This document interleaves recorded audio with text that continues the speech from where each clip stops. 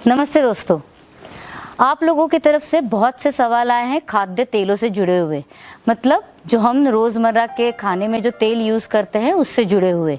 तो आइए आज के एपिसोड में उन सवालों के जवाब, वो जो आपके डाउट्स हैं वो हम क्लियर करने का ट्राई करते हैं। सबसे पहला सवाल है कि तेल कौन सा यूज करें रसोई घर में। अभी देखिए, जब तेल का चुनाव करना है तो हमें बहुत से क्राइटेरियाज का विचार करना पड़ता है। सबसे पहला क्राइटेरिया उसमें क्या है कि तेल का सोर्स क्या है, ओरिजिन क्या है, मतलब कहाँ से तेल तैयार हुआ है। तो उससे देखिए हमें बीजों से तेल मिलता है, जैसे कि तिल का तेल है या मूंगफली का तेल है। दूसरा सोर्स जो हम कॉमन देखते हैं वो है फलों से, मतलब जैसे कोकोनट का तेल हमें मिलता है या ऑलिव्स का तेल मिलता है। तीसरा होता है अलग तरह के रिसोर्सेज, मतलब जैसे अगर हम सोचे तो जो राइस ब्रान ऑयल है वो हमें भूसे से मिलता है। तो सोचने वाली बात यह है कि इसमें से तेल किसमें से सबसे इजीली मिलेगा। अभी देखिए, जो बीजों से मिलने वाला तेल है तो नेचुरली बीजों में तेल की मात्रा बहुत ज़्यादा होती है, तो उसमें से हम फटाफट तेल निकाल सकते हैं। नियरली 40 to 50% तेल हमें उसमें से मिल सकता है। वहीं फलों के बारे में सोचें तो उसमें पानी की मात्रा नेचुरली ज़्यादा होती है, तेल की मात्रा कम होती है, तो थोड़ा हमें ज़्यादा तकलीफ उठानी पड़ती है, थोड़ी ज़्यादा प्रोसेसिंग करनी पड़ती है ताकि वो तेल हमें मिल सके। और भूसे से मिलने वाला तेल मतलब राइस ब्रान, तो सोचिए कितनी ज़्यादा प्रोसेसिंग उस पर करनी पड़ती होगी कि जिससे वो हमें तेल मिल सके। इसीलिए जितने कम से कम कष्ट में हमें वो तेल मिलने वाला है तो उसकी जो क्वालिटी है वो भी हमेशा अच्छी रहेगी और वो इकोनॉमिकली वायबल भी रहता है, इतना भी याद रखिए। तो इसीलिए जो बीजों से मिलने वाला तेल है उसको सबसे पहला नंबर दिया जाता है। तो ये सबसे पहला क्राइटेरिया हमेशा याद रखिएगा। और ओरिजिन केवल तेलों का देखना है नहीं, हमारा भी तो देखना है। तो हम जहाँ जन्म लेते हैं उस एरिया का भी उसमें बहुत बड़ा हाथ होता है कि हमारे आसपास जो भी वनस्पति तैयार होती है उससे मिलने वाली जो चीज़ें होती है वो हमारे लिए ज़्यादा अच्छी होती है। तो अभी हम जैसे अगर नॉर्थ इंडिया में जन्म लेते हैं तो सरसों का तेल है वो हमारे यहाँ पे ज़्यादा मिल सकता है। अगर हम मिडिल जो भारत का एरिया है वहाँ देखेंगे तो वहाँ पीनट की खेती ज़्यादा होती है, तो वहाँ के लोगों के लिए वो ज़्यादा सूटेबल रहेगा। और नेचुरली साउथ की तरफ अगर जाएंगे तो वहाँ पे कोकोनट की ज़्यादा पैदावार होती है, तो वहाँ के लोगों के लिए कोकोनट का तेल जो है वो ज़्यादा बेटर होता है। दूसरी जो हमें चीज़ सोचनी पड़ती है वो है उसका स्वाद। देखिए, बचपन से हमें किसी न किसी चीज़ के स्वाद की आदत लगी हुई रहती है, तो उसका जो एरोमा होता है, मतलब उसकी जो स्मेल होती है, उसकी हमारे शरीर को, हमारे एक बोलते हैं ना कि खाने की जो आदतें होती है उसमें उसका समावेश हो गया होता है। तो अगर किसी को एकदम से कोकोनट तेल में तली हुई चिप्स खाने के लिए देते तो लोग इमीडिएट बोलते अरे अरे इसमें कैसी स्मेल आ रही है ना। तो इसीलिए आपको जिस तेल की खाने की आदत बचपन से है उसका भी हमें ध्यान जरूर रखना पड़ता है। उसके बाद एक इम्पॉर्टेंट पॉइंट आता है, वो है आपको तेल कहाँ यूज करना है, मतलब किस तरह के खाने में आपको कुकिंग करना है, आपको केवल सैलेड में डालना है, आपको तेल में चीजें तलनी है, सॉटे करनी है। तो ये सब किस चीज़ों पे डिपेंडेंट होता है, तो उस तेल का जो स्मोक पॉइंट है, मतलब वो तेल कहाँ पे जल जाएगा कि उसमें जो फैटी एसिड्स है वो खराब हो जाएंगे, तो वो स्मोक पॉइंट जो होता है वो हमारा अगला पॉइंट है डिसाइड करने का कि तेल कौन सा यूज़ करना है। जिस भी तेल का स्मोक पॉइंट है वो हायर होता है वो तेल खाने के लिए ज़्यादा बेटर है, स्पेशली इंडियन कुकिंग में, क्योंकि आप उसको कितना भी गर्म करेंगे तो वो तेल जलने के चांसेस जो है वो कम होते हैं। अभी इस हिसाब से सोचेंगे तो देखिए, वापस पीनट तेल जो है या तिल का तेल जो है इनके स्मोकिंग पॉइंट काफ़ी हाई रहते हैं। और उसी के मुकाबले अगर हम सोचेंगे ऑलिव ऑयल, तो ऑलिव ऑयल का जो स्मोकिंग पॉइंट है वो बहुत कम होता है, तो स्मोक मतलब उसमें आप देखेंगे तो जल बहुत जल्दी जाता है। तो इसीलिए हमारे इंडियन कुकिंग के लिए स्पेशली जिस भी तेल का स्मोक पॉइंट हाई होगा वही तेल यूज़ करना ज़्यादा बेटर होगा। और चौथा पर सबसे इम्पॉर्टेंट पॉइंट आज के मॉडर्न साइंस के हिसाब से अगर हम सोचें तो उसमें होने वाले जो फैटी एसिड्स हैं।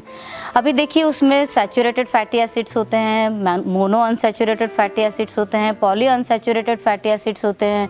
तो ये जो फैटी एसिड्स है ये हमारे शरीर में अलग अलग परिणाम करते हैं। तो वनस्पति तेलों में जब सोचते हैं तो मोनो अनसैचुरेटेड फैटी एसिड्स जो हैं वो ज़्यादा इम्पॉर्टेंट माने जाते हैं, पर बाकी भी फैटी एसिड्स जो हैं वो शरीर में बहुत ज़रूरी होते हैं।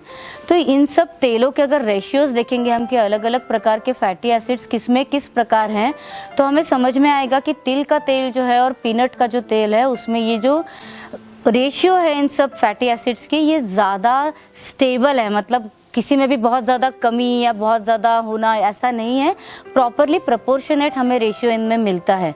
और आपको जान के आश्चर्य होगा कि आयुर्वेद के हिसाब से तिल का तेल जो है वो सबसे बढ़िया होता है, मतलब बाहर के यूज़ के लिए भी, और अगर हम खाने में भी यूज़ करना चाहेंगे तो तिल का तेल जो है वो सबसे अच्छा माना जाता है।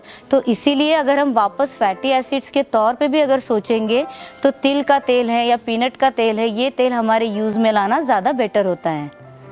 तो देखिए, पहले सवाल का जवाब हमें मिल गया कि अगर हम चारों क्राइटेरियाज के हिसाब से सोचेंगे तो हमारे लिए सबसे बढ़िया तेल है मूंगफली का तेल या तिल का तेल, राई का तेल या कोकोनट का तेल।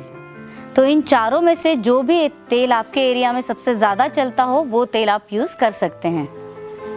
अभी आपके दिमाग में सबसे बड़ा सवाल उठ रहा होगा कि राइस ब्रान तेल क्यों नहीं, ऑलिव ऑयल क्यों नहीं। सब लोग तो बोलते हैं कि ये तेल हमारे स्वास्थ्य के लिए बहुत अच्छे हैं। तो देखिए, ऑलिव ऑयल जो है वो एक तो फलों से मिलता है, वो फल भी हमारे देश का नहीं, कहीं बाहर से आता है, तो हमारे स्वास्थ्य से भी इतना जुड़ा हुआ नहीं रहता है, और दूसरा वो महंगा भी बहुत पड़ता है। और तीसरी सबसे इम्पॉर्टेंट बात कि उसका स्मोक पॉइंट जो होता है वो बहुत लो होता है, तो हमारे मसाले उसमें पक नहीं पाते हैं। तो आपने देखा भी होगा कि उसमें जो मसाले यूज़ होते हैं वो सुखाई हुई पत्तियाँ होती हैं, मतलब जैसे बेसिलिकम हो गया, थीमियन हो गया, कि जिनको पकने के लिए एकदम थोड़ा सा टेम्परेचर भी चल जाता है। वही हमारे जो बाकी के तेल है उनका स्मोक पॉइंट जो होता है वो हायर होता है, तो हमारे पूरे खाने की बनाने की जो पद्धति है उसके लिए वो तेल हमारे लिए ज़्यादा बेटर होते हैं। वहीं अगर राइस ब्रान तेल के बारे में अगर सोचे तो वो ट्रेडिशनल ऑयल नहीं है। देखिए, उसमें भूसे में से तेल निकालना है, जो चीज़ ऑलरेडी सूख गई है उसमें से हमें फैटी एसिड्स निकालने हैं, तो वो कितनी हमें उसके ऊपर प्रोसेस करनी पड़ेगी कि ताकि वो तेल बाहर निकले। तो इसीलिए ये जो ट्रेडिशनल ऑयल नहीं है उसको यूज़ करना अच्छा नहीं है। आजकल समाज में सैफफ्लावर तेल और सनफ्लावर तेल, इन दोनों का प्रचलन जो है वो बहुत ज़्यादा बढ़ रहा है। पर ये जो दोनों ही तेल हैं इससे हमारे शरीर में पित्त बहुत ज़्यादा प्रमाण में बढ़ता है, हीट बढ़ती है, और इसी कारण आयुर्वेद कहता है अगर इन तेलों का प्रयोग रेगुलरली किया जाता है तो हमारे शरीर में त्वचा रोग बढ़ने की संभावना होती है। इसीलिए इनका प्रयोग जहाँ तक जमेगा आप टालेंगे तो ज़्यादा बेटर है।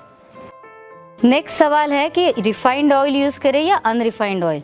देखिए, रिफाइनिंग जो प्रोसेस है ये बहुत इंडस्ट्रियल प्रोसेस होती है। इसमें कई तरह के सॉल्वेंट्स यूज़ किए जाते हैं, बहुत हाई प्रेशर उस पर डाला जाता है, बहुत ज़्यादा टेम्परेचर भी इसमें ऑयल को दिया जाता है, जिसके कारण उसके अंदर के जो फैटी एसिड्स हैं उनका पूरा मॉलिक्यूलर स्ट्रक्चर जो है वो चेंज हो जाता है, इसीलिए उसकी न्यूट्रिशनल वैल्यू भी कम हो जाती है। तो इसीलिए रिफाइंड ऑयल का यूज़ करना एकदम ही गलत होता है। आपको जहाँ तक पॉसिबल हो तो नेचुरली प्रोसेस जो ऑयल होते हैं, जिसे हम कच्ची घानी का तेल बोलते हैं या लकड़ी की जो घानी होती है उसमें से जो बनाया हुआ तेल होता है, उसमें न तो बहुत ज़्यादा प्रेशर दिया जाता है न बहुत ज़्यादा टेम्परेचर का यूज़ किया जाता है, इसलिए उसका जो ओरिजिनल स्ट्रक्चर है मॉलिक्यूल्स का, फैटी एसिड्स का, वो भी टिका हुआ रहता है और उसकी न्यूट्रिशनल वैल्यू भी जो है वो भी अच्छी रहती है। इसीलिए इसी प्रकार का तेल जो है वो यूज़ करना चाहिए। फिल्टर्ड ऑयल या अनफिल्टर्ड ऑयल। देखिए, जब तेल बनता है तो नेचुरली उन बीजों से या उन फलों से आने वाली जो चीज़ें हैं वो थोड़ी थोड़ी उसमें आती है, तो जिसको सेडिमेंट्स हम लोग बोलते हैं वो उस तेल में आ जाता है। तो इवन जो कच्ची घानी से भी तेल निकाला जाता है उसे कपड़े से जो सीविंग है उसको जो छानना है वो प्रोसेस करनी पड़ती है। इसीलिए फिल्टर्ड ऑयल का इतना प्रॉब्लम नहीं होता है, पर डबल फिल्टर, ट्रिपल फिल्टर, इतना फिल्ट्रेशन जो है वो तेल के लिए ज़रूरी नहीं है। आप तेल जो है वो सिंगल फिल्टर्ड अगर होगा तो भी यूज़ करेंगे तो चल सकता है। एक और जो सलाह आजकल दी जाती है वो है कि अलग अलग प्रकार के तेल मिक्स कीजिए और फिर यूज़ कीजिए, ताकि आपको सभी प्रकार के फैटी एसिड्स मिल सकेंगे। तो देखिए, आपको मैंने शुरुआत में एक बात बताई थी जिसे बोलते हैं स्मोक पॉइंट। तो हर एक तेल के जो पकने का टेम्परेचर होता है वो अलग अलग होता है। अगर आप 2 प्रकार के तेल यूज़ करेंगे तो जब गर्म करना शुरू करेंगे तो जिस तेल का स्मोक पॉइंट लो है वो पहले पक जाएगा, और जब तक आगे का जो स्मोक पॉइंट जिसका है वो तेल पकेगा तब तक जिसका लो स्मोक पॉइंट है वो तेल जल जाएगा। इसीलिए किसी भी प्रकार की मिक्सिंग जो है तेलों की वो हमें बिल्कुल नहीं करनी है। तेल को यूज करते वक्त एक बात हमेशा याद रखिए कि तेल जब गर्म होता है तो वो ऑक्सीडाइज होता है और उसके फैटी एसिड्स चेंज होने लगते हैं। तो जब तेल जल जाता है तो उस प्रकार के फैटी एसिड्स हमारे शरीर के लिए बिल्कुल भी अच्छे नहीं होते हैं। इसीलिए एक बार तेल गर्म करके आपने यूज कर लिया तो उसको ठंडा होने के बाद वापस यूज नहीं करना है। और दूसरी इंपॉर्टेंट बात कि आपने अगर गैस पे तेल रख दिया, आप भूल गए, कुछ काम कर रहे हो और तेल में से धुआं आने लग जाए और तेल जल जाए तो उसे प्लीज यूज मत कीजिएगा, उसको फेंक देना ज्यादा बेटर है, नहीं तो आपके शरीर के लिए वो हानिकारक सिद्ध हो सकता है। सो इसीलिए तेल कैसा यूज करना चाहिए, जो हमारे यहाँ पे इजीली अवेलेबल है, जो हमारे यहाँ पे परंपरा से यूज़ करते आ रहे हैं, मतलब ट्रेडिशनल है, जिसका स्वाद हमें भाता है, जो हमारे कुकिंग में जो अलग अलग प्रोसेसेस हैं उनमें सब में उसका जो टेम्परेचर है वो सही रहता है, जिसके ऊपर बहुत ज़्यादा प्रोसेसिंग नहीं की गई हो, जो कोल्ड प्रेस्ड ऑयल हो, वो यूज़ करना ज़्यादा बेटर होता है। तो इस सब क्राइटेरियाज पे अगर हम लोग सोचेंगे तो आज जो अवेलेबल तेल हैं उनमें पीनट ऑयल को हम पहला नंबर दे सकते हैं।